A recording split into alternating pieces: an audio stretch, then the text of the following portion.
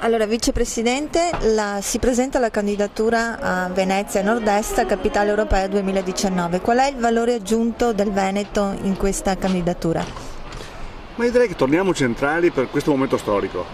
Non è solo Venezia, Venezia Nord-Est, in qualche modo chi guarda il mondo in questo momento torna a vedere il nostro territorio, questo crocevia, come un crocevia che è al centro del mondo, come era Serenissima 1000 anni fa, cioè è un fatto storico. Quindi torniamo ad essere centrali, mettiamo sul tavolo quello che siamo, cioè il medio del mondo, Venezia, le Dolomiti, il nord-est, le nostre ville, il nostro patrimonio, ma siamo ambiziosi.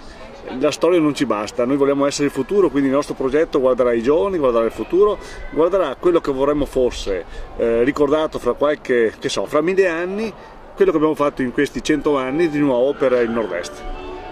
Lei fra tutti oggi a Bolzano ha puntato sulla dimensione europea di questo progetto, ha messo proprio l'accento sul fatto della cultura europea che forse dobbiamo andare a costruire, una nuova cultura europea, se mai c'è stata. Ma guarda, ho avuto una bella esperienza qualche mese fa, ho chiuso a Istanbul, la capitale della cultura del 2010 che era Istanbul, con una mostra sul Palladio, cioè un nostro genio di 500 anni fa, che viene preso come elemento fondante del rapporto tra due mondi, il mondo diciamo islamico e il mondo nostro, il mondo cristiano, e a Istanbul con lui chiudiamo la capitale della cultura 2010.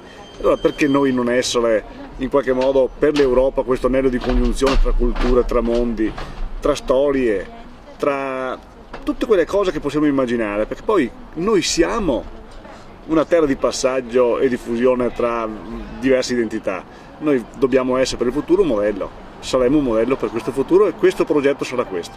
E siamo europei. Siamo più che europei, credo che l'Europa da noi si fonde, quindi in qualche modo lo siamo perché nel nostro cuore, ai tempi della Serenissima, eravamo, qualcuno dice, una terra di passaggio.